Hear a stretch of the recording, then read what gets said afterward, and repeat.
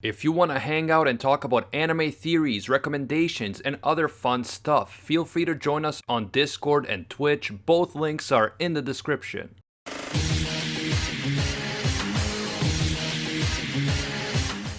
What is up, everybody? It's Animac here for Anime Uproar, and chapter 103 of the Attack on Titan manga has just become available, and even though I am working on this video pretty late, it's times like this that really remind me how much I appreciate and love what I do. I get to make a video reviewing an amazing manga like Attack on Titan, and I know that a whole bunch of you guys are going to take your time to watch it. So thank you so much to all 110,000 of you who subscribe to this channel. It really means so much to me. As always, if you enjoy these reviews, be sure to leave a like to let me know, and if you want to be notified every time I upload a new review, be sure to subscribe and hit that notification bell. So, at the beginning of this chapter, we learned that Falco was saved from the collapsing building by Reiner, who partially transformed into a Titan in order to protect him. Falco is shocked by what he sees outside, the huge battle going on in the plaza, and he feels utterly betrayed by Eren, whom he knows as Mr. Kruger. Reiner himself was injured by the collapsing building and he was knocked unconscious. Falco notices that as a shifter, Reiner should be healing automatically, but this isn't happening because Reiner has lost his will to live. Reiner knows the horrible things that he's done to the Eldians on Paradise. Now the Islanders have come to Marley for revenge and he doesn't have the will to fight. He knows that there are good people on both sides of this battle, and despite being raised to be a warrior, he simply cannot go on like this. Now, I was one of the people who didn't want to sympathize with Reiner after what he did on the island. Sure, he was following orders, but after living with the Islanders for years, he knew they weren't evil. He knew that he was lied to by the Marleyan government. He could have stopped what he was doing at some point, but I have to admit that now, after seeing Reiner in this horrible position where he knows that no matter what he does, there will be more suffering and more tragedy, I have to feel for him just a little bit. Out in the plaza, we see the Jaw Titan, Beast Titan, and Peak's Cart Titan battling against the scouts, and they're all being extremely careful of Levi, or as they call him, the Ackerman. Meanwhile, in the showdown between Eren's Attack Titan and the Warhammer Titan, Eren attempts to eat through the crystal in which Willie's sister is hiding, but he is unable to and his teeth break.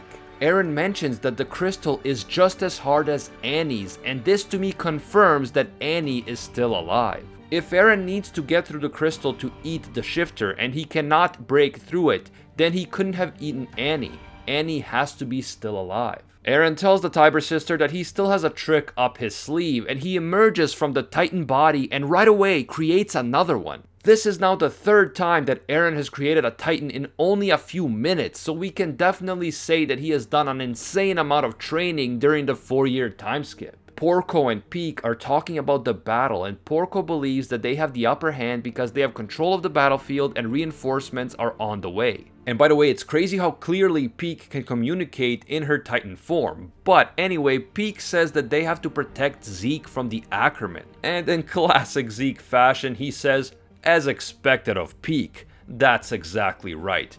Let me know in the comments if you guys love these Peak memes. Zeke then proceeds to use what looks like some weird fur attack where he appears to be throwing his fur at the scouts. Not sure exactly what this is all about, and then he says something really interesting. He says, Eren Yeager is not my enemy. This is what we've been talking about for the past few chapters. What is Zeke's real plan? Is he actually cooperating with Eren? Just remember that at this point, everyone thinks that Eren is this horrible villain. Just look at how Gabby considers Eren to be the worst person ever, and yet at this moment, Zeke still says that Eren is not his enemy?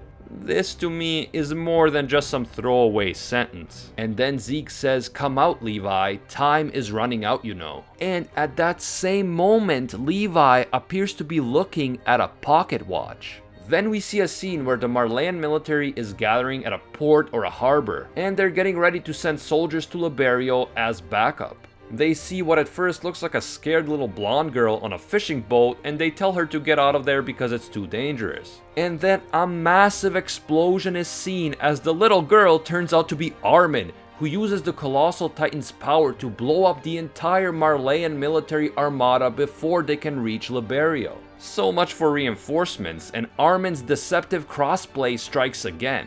Don't forget that back in the Uprising saga, Armin was the one who pretended to be Historia in order to trick the government.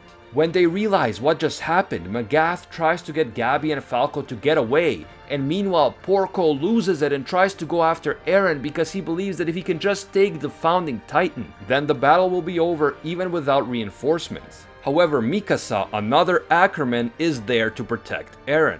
Meanwhile, the scouts say it's almost time already, and they decide to take out the machine guns on the cart Titan by any means necessary. Remember how Zeke said to Levi, "Time is running out, you know," and then Levi looks at his pocket watch and now the scouts say it's almost time? And then in the very next moment, Levi strikes the nape of the Beast Titan and seemingly kills him. The Beast Titan falls to the ground lifeless and the Marleyans are shocked. Just to make sure that he finishes the job in the coolest way possible, Levi throws a hand grenade into the cut that he made on Zeke's nape, and Zeke is seemingly killed, and killed bad. Next, the scouts go after Peak as Sasha snipes one of the gunners on the cart Titan, and soon after the others are thunder speared into oblivion by Jean.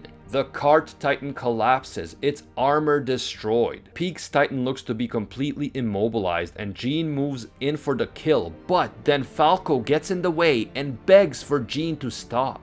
The chapter ends with the words, "There's no stopping this chain of tragedies," with an exclamation mark and a question mark.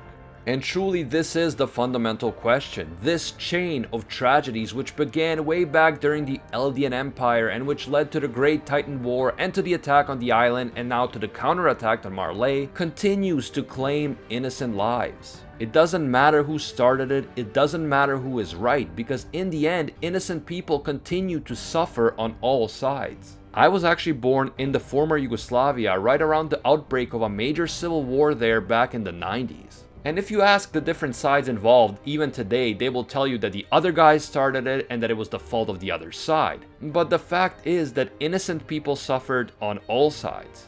This is the true nature of war. I've always felt that the Ghibli film Grave of the Fireflies was the best representation of the suffering that civilians go through in war. But Attack on Titan is quickly becoming one of the best and most complex stories about the nature of war. Really an amazing job by Isayama. There are two things that I will say at this point.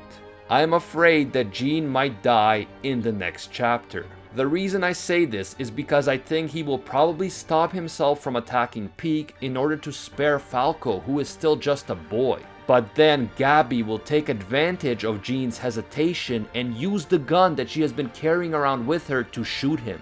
I don't want this to happen, but I definitely see this happening. The second thing that I want to say is that I'm going out on a limb here, and I might look stupid later, but I believe that Zeke is on Eren's side, and I believe that he is still alive.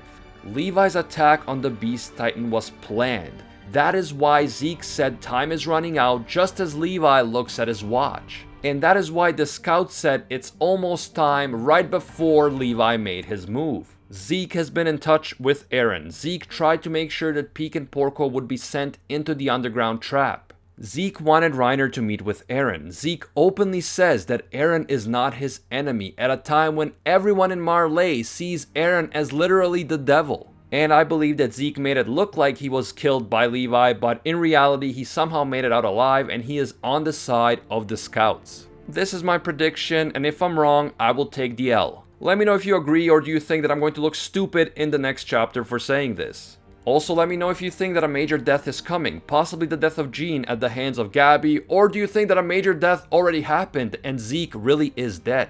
If you enjoyed the Attack on Titan content on this channel, be sure to leave a like to let me know. If you're new to the channel, don't forget to subscribe and hit that notification bell. And we are now posting daily content on Twitter and Instagram, so be sure to follow us at Anime Uproar.